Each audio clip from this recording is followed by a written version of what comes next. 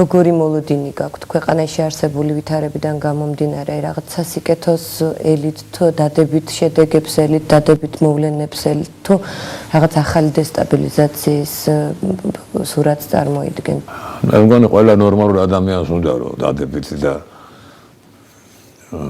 კარგი მოვლენები იყოს, მაგრამ რადგანაც იგრძნობა დაძაბულობა იქმნება. რაც მე ძალიან არ მომწონს რა.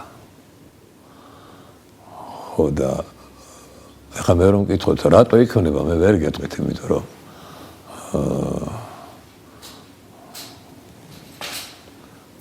ერთ სიძახის, მეორე სიძახის, მესამე სიძახის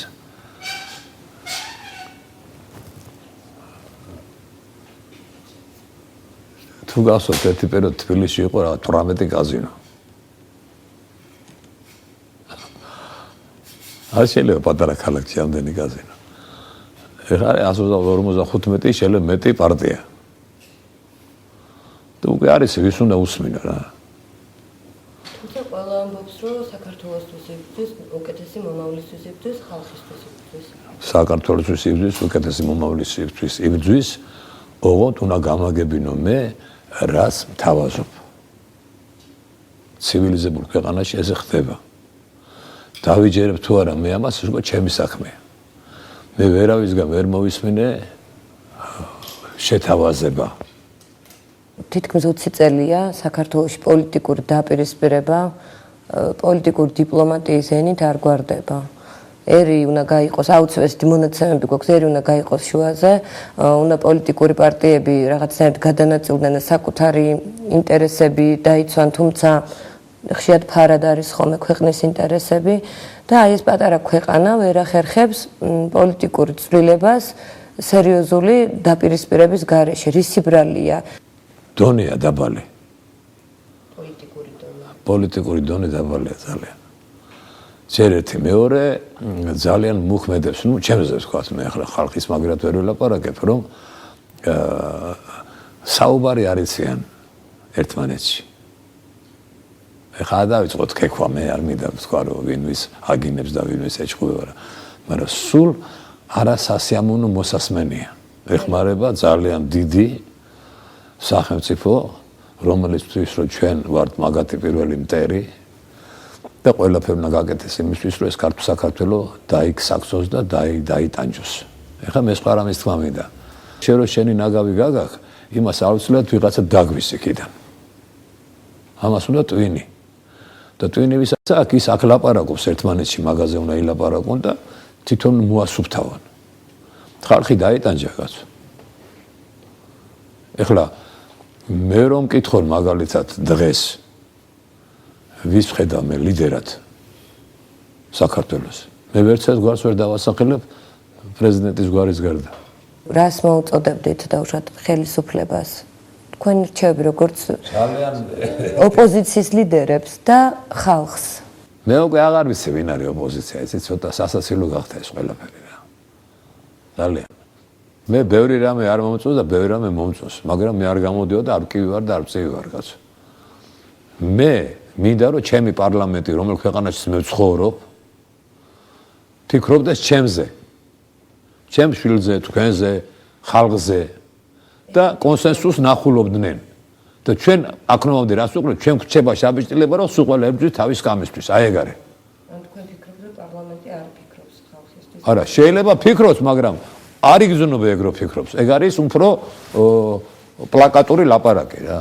რა ნაბიჯები უნდა იყოს ის ნაბიჯები, რომელიც მომგებიანი იქნება ახლა ქვეყნის არა მარტო ხელისუფლების მხრიდან, არამედ ოპოზიციის მხრიდანაც და თუნდაც ხალხის მხრიდანაც, ხალხია ძირითადად მამოძრავები. ისე უნდა წავიდეს ჩვენი დიპლომატია, რომ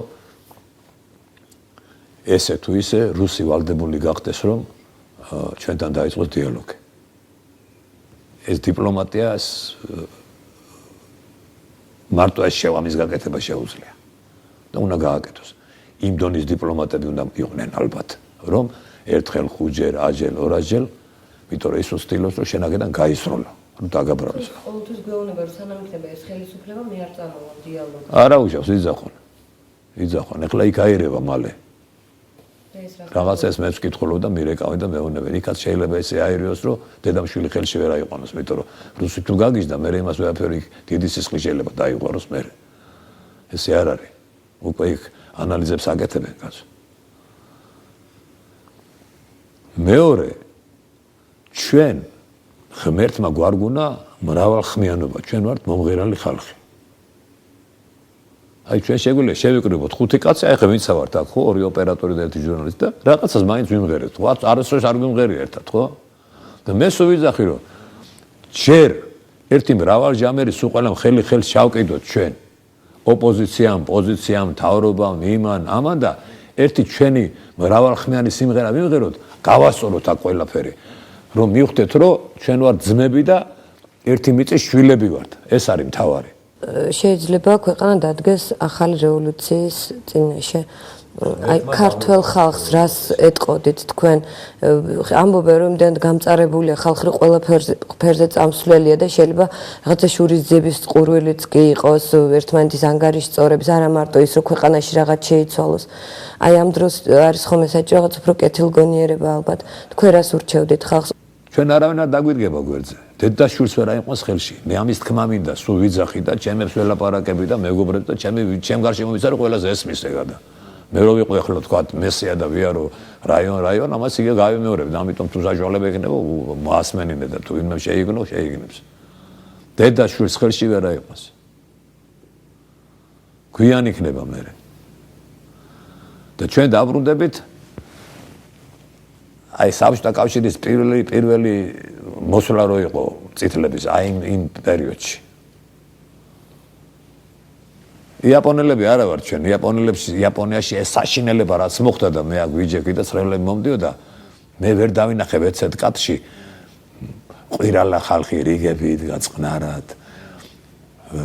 მაღაზიის გამტეხი ხალხი არ მინახია, მომპარავი ხალხი არ მინახია. ჩვენ არა ვართ ესეთები. ჩვენ ერთმანეთს დავჭამთ და ფინალში მივიღებთ რას? დიდ წითელ დროშას თავისი იმით ნამგალი და ურუთი. უკვე სხვანაირად იქნება, მე ზედან ჩექმაც დეედება ალბათ. ბუბაკი კაბიძე. მე ჩემ თავზე ვილაპარაკე, არ მინდა არავის შევერწყმო მეყენო. ვინც დღეს დესტაბილიზაციას ხელი შეუწყოს, მე ვთქვათ. რასაკვირველია, მე ვასხამ იმაზე რა ქვია. რუსეთს უწყობ ხელს, რომ ჩვენ სისადაგლე მოგვივიდეს. ორი აზრი არ არის. ეს ყველა ნორმალურ კაცმა იცის, მაგრამ იცით რაშია ჩვენი უბედურება? ჩვენ ყოველთვის ესე ცხოვრობდით ალბათ, ესეთი მენტალიტეტი ქონდა, რომ ჩემი სადარბაზო იყოს ჭუჭყენი, თავარი ბინა იყოს სუფთა. ჩემი ვაშლი თუ ატამი გაიყიდოს და სხვა ჯანდაბამზე გზა ქონია. აი ეს არის ჩვენი უბედურება. მეზეა სუსუ, მე ერთმა დაგვიფაროს ყავს. ჩემ ტერს არ უსურვებ მე ამას საქართველოში. მაგრამ მე ვიცი რომ ბევრს უნდა ეგ.